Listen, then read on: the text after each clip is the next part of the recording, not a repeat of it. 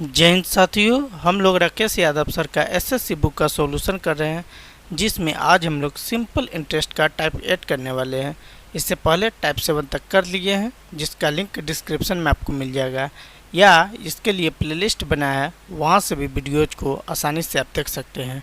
आज का सुविचार: पढ़ाई में मन तभी लगेगा जब भीतर शांति होगी, मतलब आपके अंदर शांति की भाव होगा।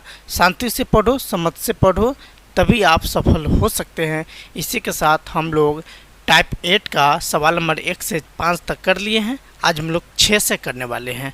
तो मेरे भाई, वीडियो अच्छा लगे तो लाइक, सब्सक्राइब और शेयर करो, और अंत तक वीडियो में बने रहो, ताकि एक एक कंसेप्ट अच्छा और बेहतरीन तरीके से समझ में आए आपको। तो आइए मेरे भाई, सवाल नंबर 6 को करते हैं। सवाल नंबर 6 है, 12,000 की राशि साधारण ब्याज पर किसी ब्याज दर पर उधार ली गई। 4 महीने के बाद इसमें 6,000 रुपया और जोड़े गए और कुल मूलधन पर ब्याज की दर को पिछली दर के मुकाबले दोगुना कर दिया गया। साल के अंत में ब्याज के रूप में 2800 का भुगतान किया गया। प्रारंभ में लगाए गए ब्याज की दर की गणना करें। तो मेरे भाई, मान लो रेट जो है आपका, दर वो क्या है, आर है। सही है, कोई दिक्कत नहीं। तो अब मूलधन की बात करते हैं। तो मूलधन क्या है, 12,000 रुपया है। ठीक है, और 12,000 रुपया है। रेट आपका आर है, तो आर, और समय आपका 4 महीना है। ठीक है, तो 4 महीना को सालों में बदलने के लिए क्या करेंगे, 100 से 12 से भाग कर देंगे, और बट्टा में 100 तो रहेगा, ऐसा ही हम निकाल रहे हैं। तो सही है, फिर प्लस अब कर रहा है 4 महीने बाद 6,000 रुपया और दिया गया, तो 18,000 रुपया इस तरह हासिल हुआ। तो 18,000 रुपया किसी को दिया गया और रेट को दोगुना कर दिया गया, 2R, और टाइम आपका क्या हो गया, टाइम आपका 8 महीना हो गया। 1 साल का ही है, तो 8 महीना हो गया। तो 8 महीना तो साल में बदलने के लिए क्या करेंगे, 12 से भाग करेंगे, और नीचे में 100 SI के फार्मूला में होता है, तो वहाँ से 100 रहेगा ही। जबकि इन दोनों के SI जो है 2800 रुपया प्राप्त होता है। सही है, इतना ही करना है। अब इसको क्या कर लेंगे, काट पीट कर लेंगे, तो हमारा आसानी से आंसर आ जाएगा। देखिए, 2 जीरो से 2 जीरो आपका कैंसिल हो जा रहा है। 12 4 3 12, 120 R हो गया, बटे 3 होगा। तो यहाँ भी हम काट सकते हैं, कोई दिक्कत नहीं है, ये 40 बार में। ठीक है, तो यहाँ आप डायरेक्ट लिखो 40 R। ठीक, और प्लस यहाँ की बात करो, 2 जीरो से आपका 2 जीरो फिनिश हो जा रहा है। ठीक है, ए आपका 4 से 2 बार में, और ए आपका 4 से 3 बार में कैंसिल हो जा रहा है।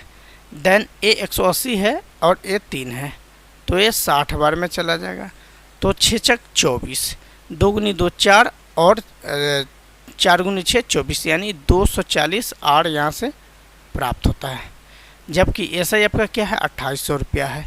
तो यहाँ से रेट आपका आसानी से पता हो जाएगा, और यही तो निकालना है। तो 40 और 240, 280 R हो जाएगा। सही है, आप समझ पा रहे होंगे, कोई दिक्कत वाली बात आपके मन में नहीं होगी, कोई भ्रम आपके मन में नहीं होगा। तो R का वैल्यू यहाँ से क्या हो जा रहा है, 10% हो जा रहा है। यही तो आपका आंसर है। D4 Devsena will be your correct answer. तो मेरे भाई, उम्मीद करता हूँ बेहतरीन तरीके से समझ में आया होगा। तो वीडियो को एक बार दबा कर लाइक कर दीजिए, और चैनल को सब्सक्राइब कर लीजिए, और वीडियो को 2 बार 3 बार देखिए, ताकि आपको बढ़िया से और बेहतरीन तरीक़ा से एक एक सवाल समझ में आए। तो आइए अब 7 नंबर सवाल को करते हैं। 7 नंबर सवाल है, एक व्यक्ति साधारण ब्याज की दर पर एक निश्चित धनराशि ऋण के रूप में लेता है। 3 वर्षों के बाद ऋण की धनराशि दोगुनी और ब्याज की दर 2% कम हो जाती है। 5 वर्षों के बाद यदि पूरी धनराशि पर दिया गया ब्याज कुल ब्याज का 13,600 है, जो उस पहली राशि के बराबर है, जो 11/1/3 वर्षों के लिए ऋण के रूप में ली गई थी, तो लिए गए आरंभिक ऋण की राशि क्या है। तो 11×33 से 34/3 आपका क्या हो जाएगा, वर्ष हो जाएगा, जो समय है, टाइम। आप टाइम इक्वल आसानी से लिख सकते हैं 34/3। समझ में आ गया, कोई दिक्कत नहीं है। अगर दिक्कत हो तो आप कमेंट कर बता सकते हैं। थोड़ा लंबा होने वाला है, चूँकि ये थोड़ा बड़ा क्वेश्चन है, तो हम थोड़ा बड़े तरीक़ा से ही करेंगे। ठीक है, तो आइए इसमें लेट करके चलिए। लेट प्रिंसिपल को आप P1 मान लो। ठीक है, और रेट को R1 या R मान लो, कोई दिक्कत नहीं है। ठीक, तो आइए, ऐसा ही आपका दे रखा है 13,600 रुपया। ठीक है, तो आप लिखो ऐसा इक्वल 13,600 रुपया। तो ऐसा इक्वल क्या होता है, पी और आर पता नहीं है तो पी आर लिख लेंगे, P into R into T, और टी पता है। टी क्या है 34/3, आपको भी पता है। नीचे में 100 और बट्टा में 3 कर लेंगे, यह 34/3 है तो इसलिए यहाँ 34/3 कर लिए। ठीक है, अब यहाँ से काट पीट कर लेंगे तो आपका आसानी से आंसर आ जाएगा। तो 34 तिहाई, 34 क्या 34 चौका ना, 4 चौका 16, 4 × 12 = 13, यानी 34 चौका, यानी ये 400 हो गया। अब 300 400 ए है और 300 ए है। ठीक है, तो आप पी आर अगर निकालते हो यहाँ से तो पी आर इक्वल 400 × 300 करोगे तो 4 × 3 = 12 पे 4 0 आ जाएगा आपका। ठीक है, 12 पे 4 0 आ जाएगा। आप 1,20,000 इसको पी आर का वैल्यू समझ सकते हैं। अब केस 1 की बात करते हैं। आइए अब केस 1 की बात करते हैं।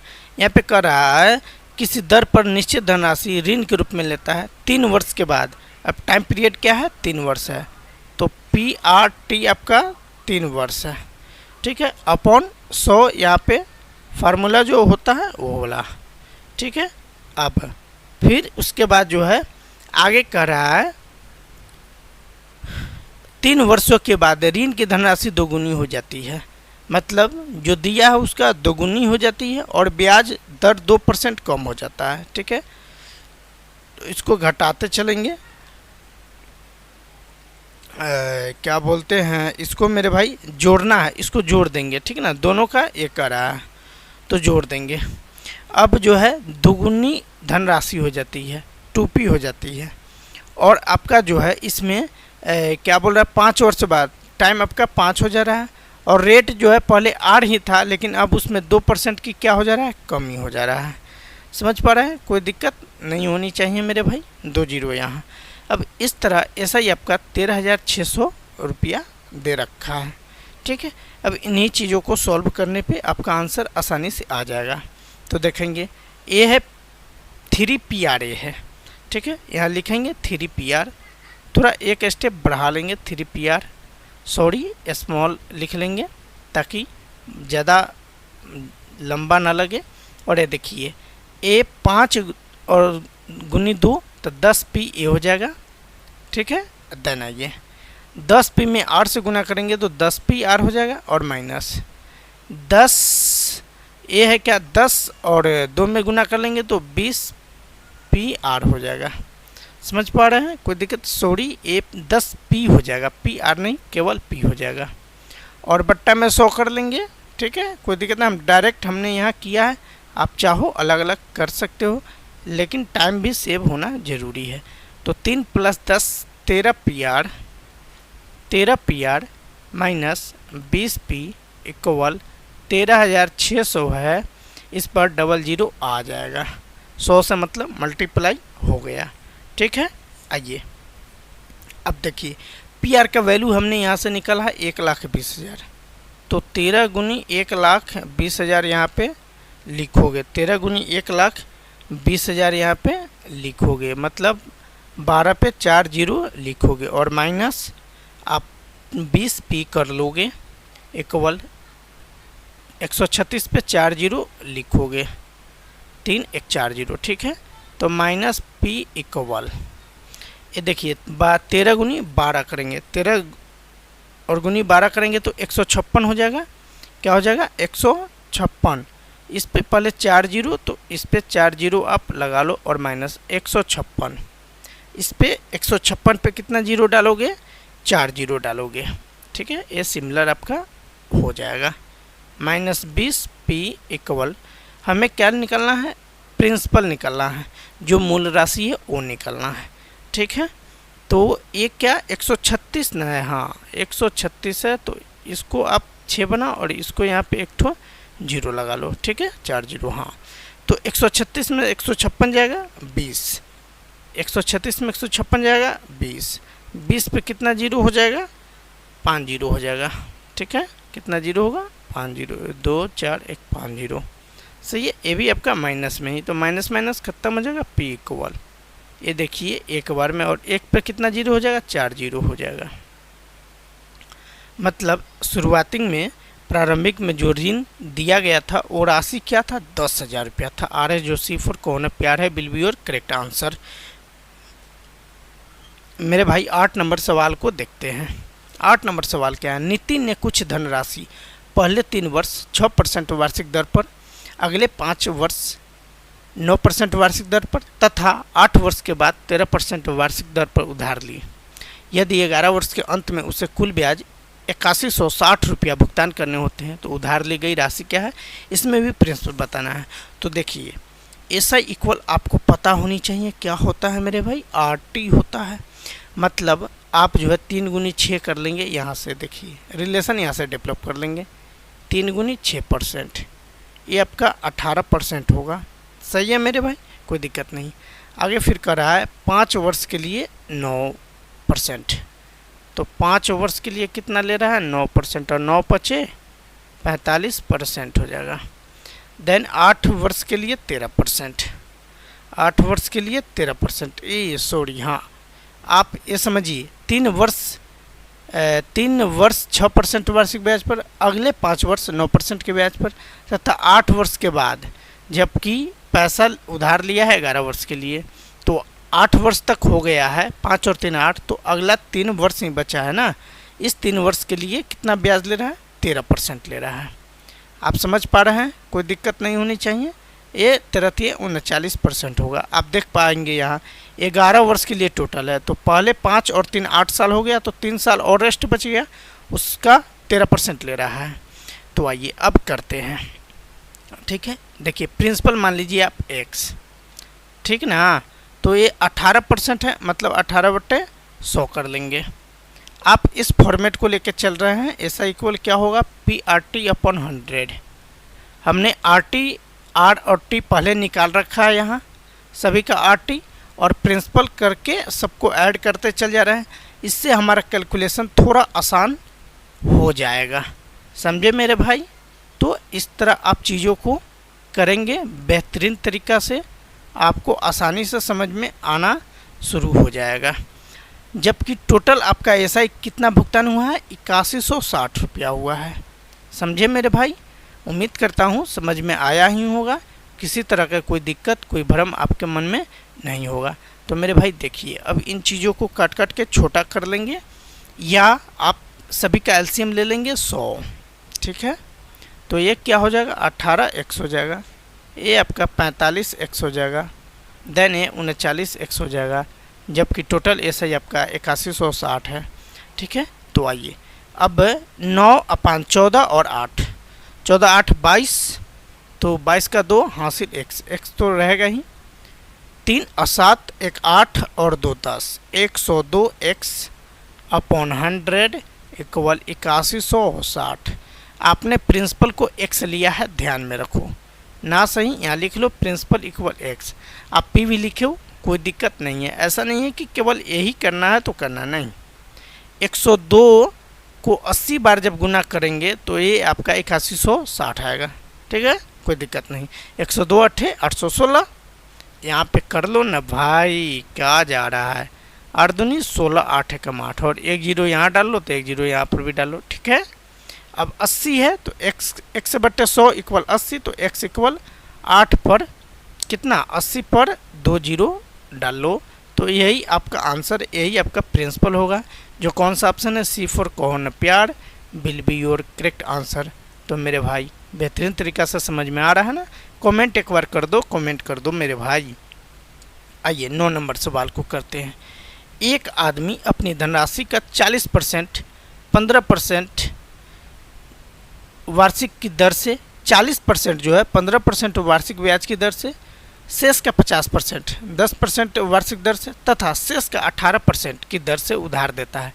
यदि कुल धनराशि पर ब्याज की गणना करनी हो तो ब्याज की वार्षिक दर कितनी होगी, यही बताना है, ठीक है।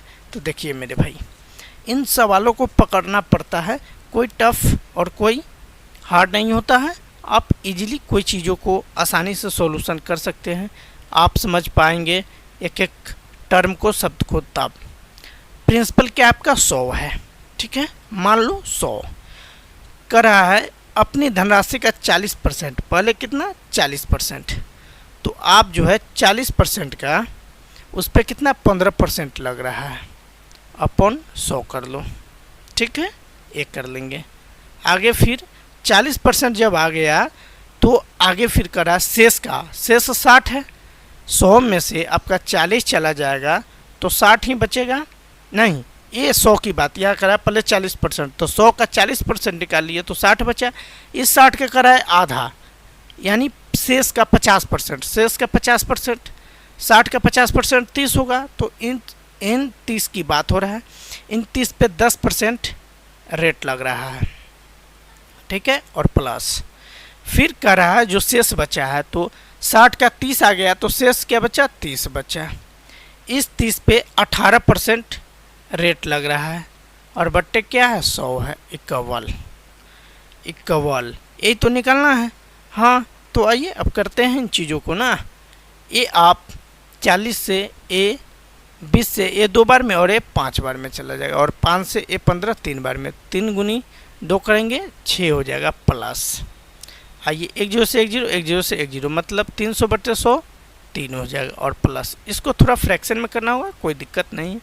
10 से ए 3 बार में, 10 से ए 10 बार में, देन ए 2 से 9 बार में और ए 2 से 5 बार में, 9 3 27 और बट्टे 5 ए होगा, ठीक है। तो आइए 50 25 5 20 5.4 9 और 5 14.4 ये हुआ, ये जो 14.4 हुआ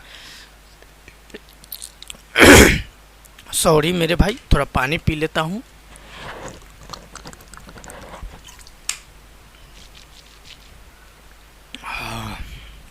आइए तो ये आप क्या निकाले हो, ये आप यहाँ से ऐसा निकाले हो, ठीक है, ऐसा निकाले हो, तो ये अब कितना परसेंट है वही कराए। यदि कुल धनराशि पर ब्याज की गणना करनी हो तो ब्याज की वार्षिक दर कितनी होगी, तो परसेंट निकालना है, तो ऐसा ही है। अब ये भूल जाओ एक क्या है, परसेंटेज में निकालने के लिए हमने क्या आपको सिखाया, परसेंटेज में सीखा है जो है वो टोटल कितना है 100 है, और 100% कर लेंगे तब तो परसेंट में आ जाएगा, तो 100 से 100 चला जाएगा, इस तरह 14.4%। देखो भाई कितना आसान है, बहुत आसान बेहतरीन तरीक़ा से इनको आप सॉल्व कर सकते हो, है ना भाई।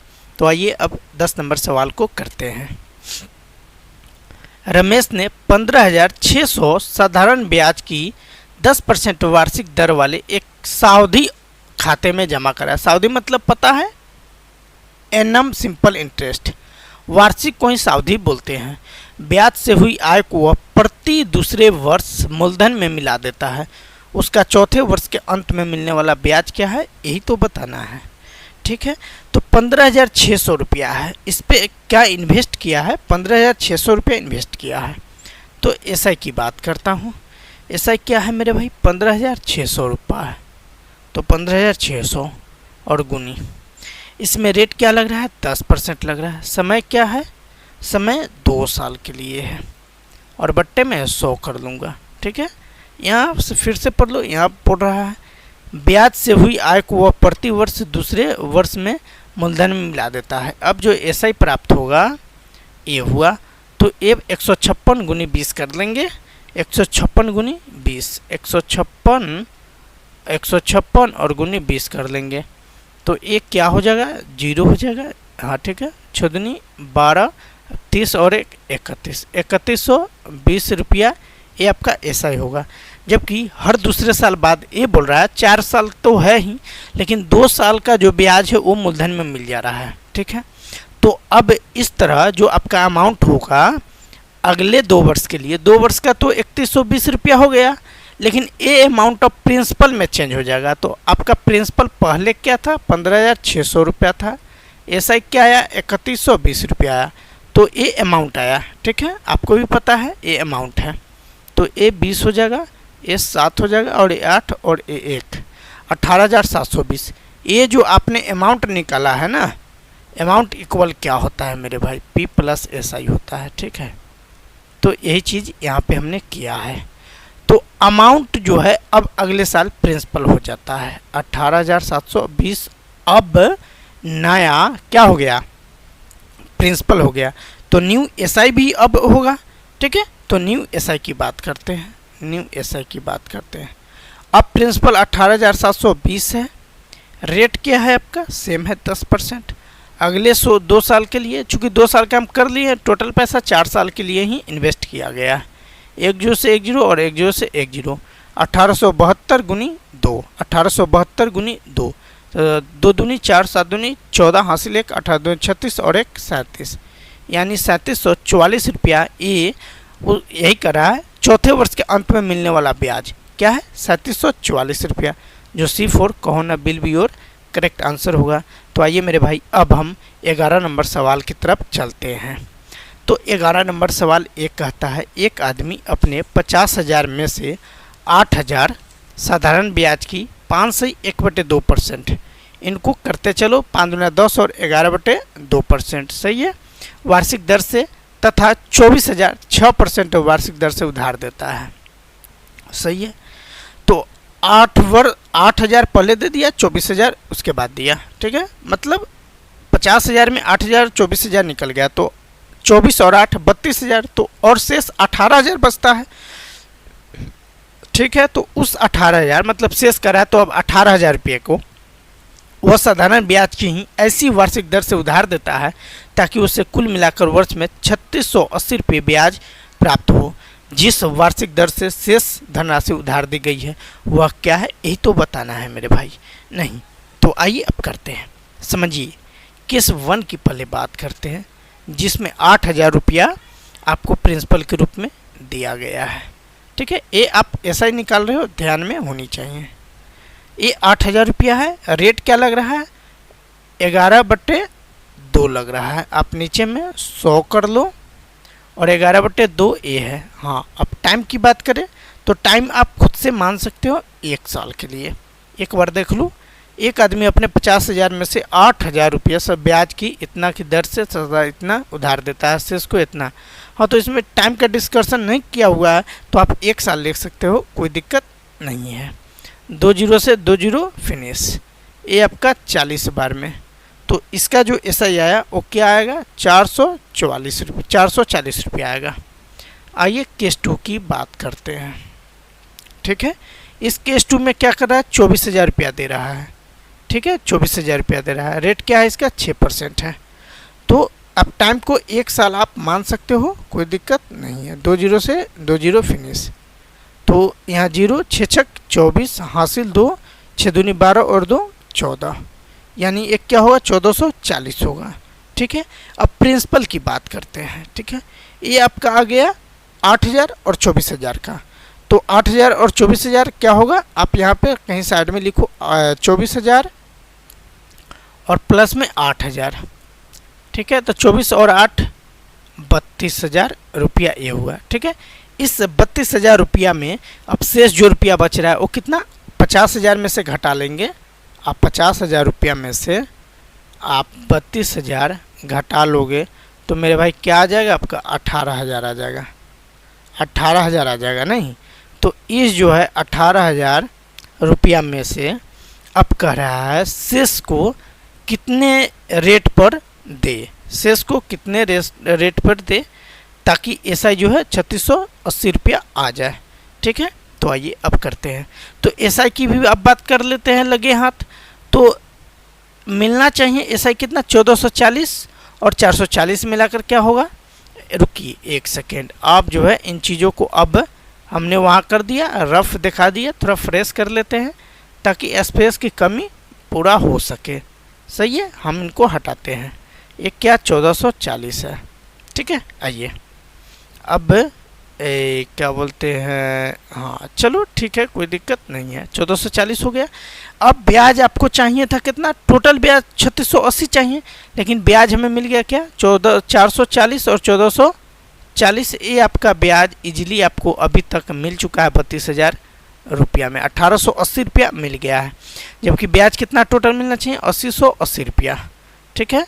और इनमें 1880 रुपया आपको क्या हुआ, मिल गया। तो A0 ये 18 के 18 है, 16 में से 8 गया 8 और ये 1, 1800 भी और चाहिए ब्याज, कितना चाहिए अभी ब्याज मेरे भाई? 1800 रुपया ब्याज चाहिए। देन परसेंटेज निकालना है। कितना निकालना है? 1800 अभी और ब्याज चाहिए। 1800 अभी ब्याज चाहिए, मैं लिख देता हूँ थोड़ा, अभी ब्याज चाहिए। ठीक है, तो परसेंटेज निकालना है उस 1800 का। टोटल अमाउंट अभी कितना बचा हुआ है? 18,000 रुपया बचा हुआ है। यही तो काम है मेरे भाई, कुछ थोड़े करना है। 2 जीरो से 2 जीरो फिनिश। ये आपका 10 बार में 180 गुनी 10 करेंगे 1800 हो जाएगा। तो आप कहोगे सर 18% इसका आंसर होगा, जो कौन सा 80 फॉर कहो ना प्यार है ये होगा। ठीक है मेरे भाई, आइए 12 नंबर सवाल को करते हैं। इसी तरह बारीकी से सॉल्व करते हुए चीज़ों को हम आसानी से आगे बढ़ सकते हैं। आइए 12 नंबर सवाल को। यदि एक आदमी ने अपनी पूंजी का 1/4 भाग साधारण ब्याज की 3% की दर पर, पुनः 2/3 भाग 5% और शेष का 11% की दर से प्राप्त करता है, उसके द्वारा प्राप्त की गई कुल राशि की ब्याज दर क्या है ये बताना है। तो 1/4 भाग है, क्या है? 1/4 भाग है। इस पे कितना इंटरेस्ट लग रहा है? 3% का इंटरेस्ट लग रहा है। ठीक है, आगे चलिए। आगे कर रहा है 2/3 भाग पर कितना लग रहा है? 5% लग रहा है। सही है। अब आइए, अब शेष का बात कर रहा है, तो टोटल आपका 1 होगा। अच्छा, अब पहले 1/4 लग गया, उसके बाद 2/3 लग गया नहीं, तो इनको सॉल्व करेंगे तो रेस्ट हमारा आ जाएगा, दोनों का एलसीएम 12, ये 3 और प्लस 4 दूनी 8, 11/12 हो गया। तो 1 माइनस 11/12 करोगे तो आपका 1/12 शेष बचेगा। तो कहोगे हाँ सर सही है। तो 1/12 और गुनी आपका शेष भाग पे 11% लग रहा है, तो 11% आप कर लोगे। ठीक है, अब सभी को जोड़ोगे तो ये आपका क्या हो जाएगा? 3/4 हो जाएगा, और प्लस 5 दूना 10/3 हो जाएगा, प्लस 11 गुनी 1 करोगे 11 और बट्टे 12 हो जाएगा। ये आपका परसेंट होगा। ठीक है, इन चीज़ों को ध्यान रखेंगे। सभी का एलसीएम 12 होगा। सही है, ये 3 3 9 होगा, और प्लस 40 हो जाएगा, और प्लस 11 हो जाएगा। ये आपका परसेंट यहाँ से आ जाएगा।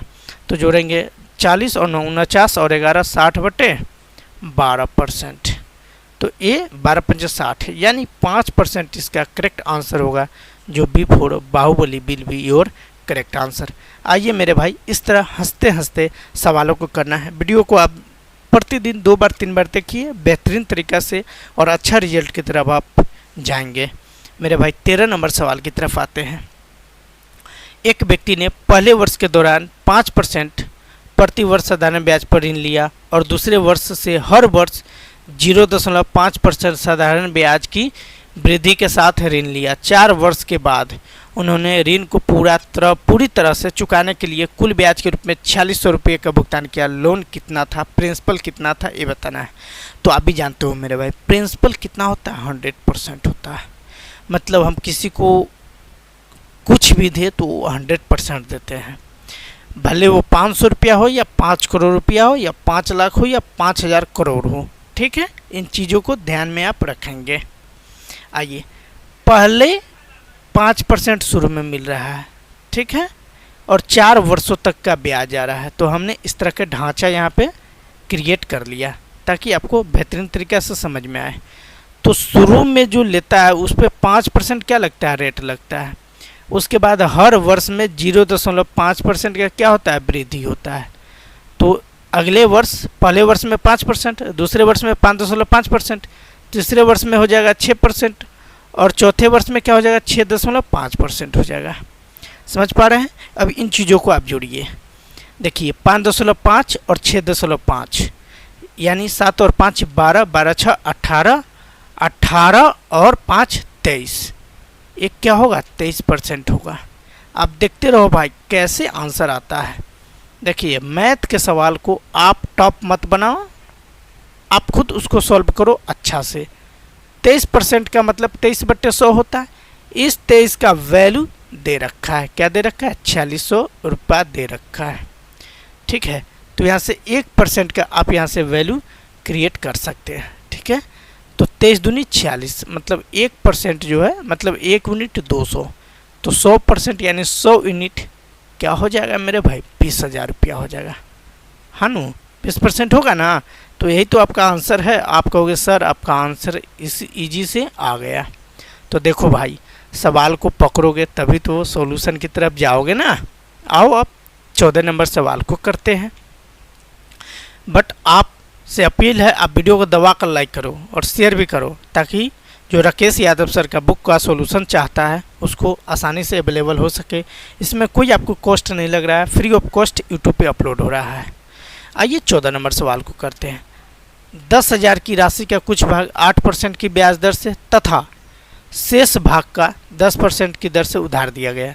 यदि उसकी कुल औसत वार्षिक ब्याज दर 9% है तो दोनों भाग होंगे।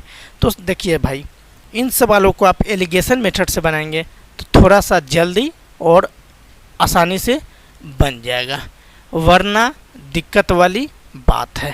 ठीक है, तो आइए अब जो है पहले भाग पे 8% सही है, दूसरे भाग पे 10% लग रहा है, जबकि टोटल मिल कितना रहा, 9.2% मिल रहा है ना भाई। देखो आसानी से बनाओगे, मेरा बात मानोगे, ढंग से काम करोगे, ढंग से सवाल को पढ़ोगे, बेहतरीन तरीक़ा से रिजल्ट आपका आ ही जाएगा ना। ऐसा थोड़े है जाएगा कहाँ, सॉल्व होना तो तय है, ऐसा थोड़े है सारे चीज़ों को तो इंसान ही बनाता है ना।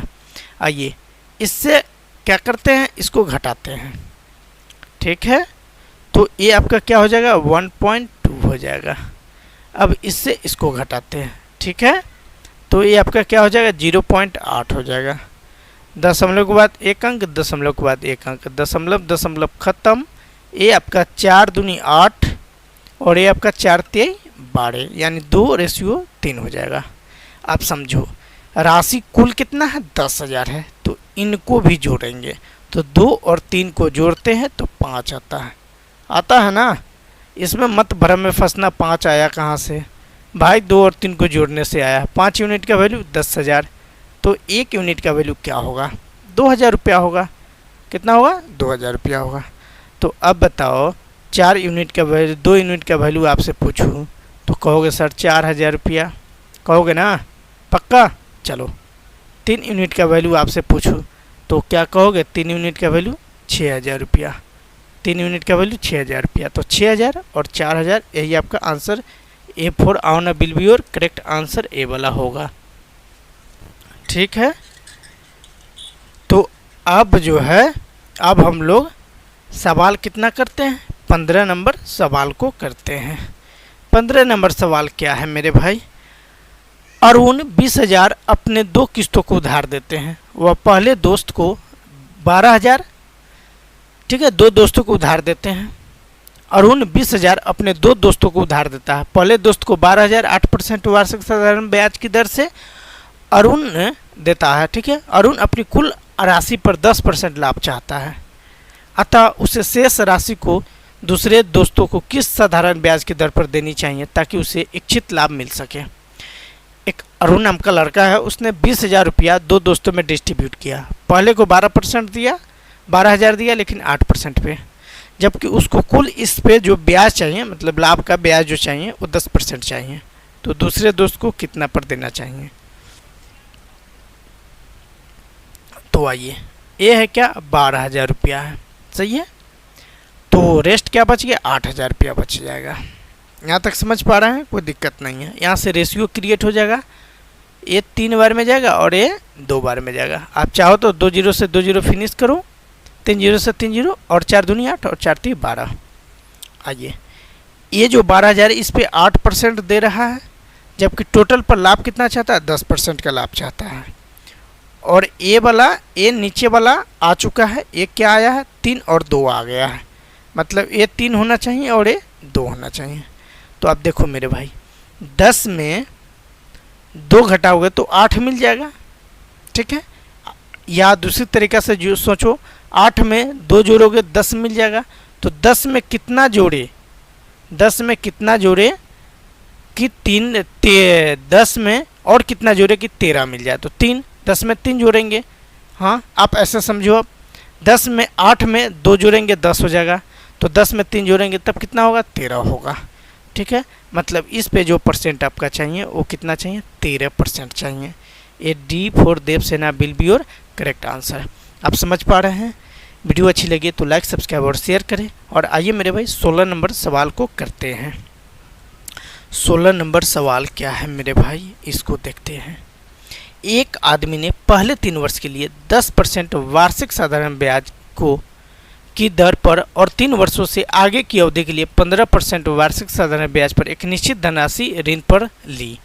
मतलब किसी से कर्ज लिया, पहले 3 वर्ष के लिए 10% और आगे के 3 वर्षों के आगे का हो तब 15%, जबकि उसने 7 वर्षों के अंत में 2884 रुपया 50 पैसा का कुल ब्याज चुकाता है। तो उसके द्वारा ऋण पर ली गई राशि क्या है, प्रिंसिपल अमाउंट क्या है वो बताना है। ठीक है, तो आइए R इंटू टी करते हैं। ऐसा इक्वल यहाँ पर लिख देता हूँ, ऐसा इक्वल RTA। ठीक है, तो 3 वर्षों के लिए 10% की ब्याज दर पे। ठीक है, उसके बाद 15% कितने पे, 4 वर्षों के लिए, चूँकि टोटल जो है ऋण 7 वर्षों तक के ही लिए लिया गया है और इस पे ब्याज कितना दिया हुआ है, 2884 रुपया 50 पैसा। सही है, कोई दिक्कत नहीं। तो ये 30 तिहाई 10 तिहाई 30% और 15 चुका 60%। यहाँ से आपका प्राप्त होता है 2884 रुपया 50 पैसा। तो 60 और 30 90%।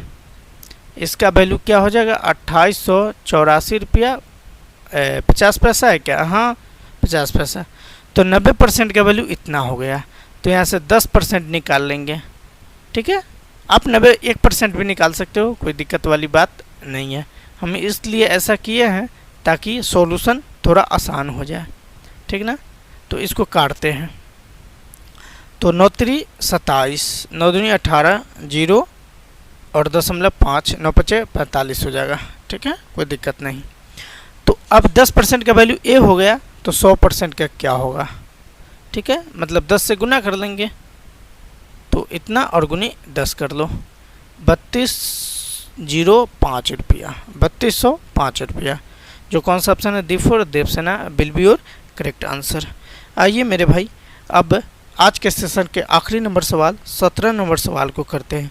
बाकी सवाल आपको दिक्कत लगे तो आप कमेंट कर या टेलीग्राम चैनल से जुड़कर इन सवालों को सॉल्व करा सकते हैं। हमारा टेलीग्राम चैनल है अजूबा study SSC exam. Telegram channel पे सर्च मारो या डिस्क्रिप्शन में लिंक मिल जाएगा, वहाँ से भी आप टेलीग्राम चैनल को ज्वाइन कर सकते हो। आइए अब करते हैं। एक व्यक्ति एक फंड में साधारण ब्याज पर 10,000 रुपये जमा करता है। फंड पर ब्याज दर हर वर्ष 4% बढ़ जाती है।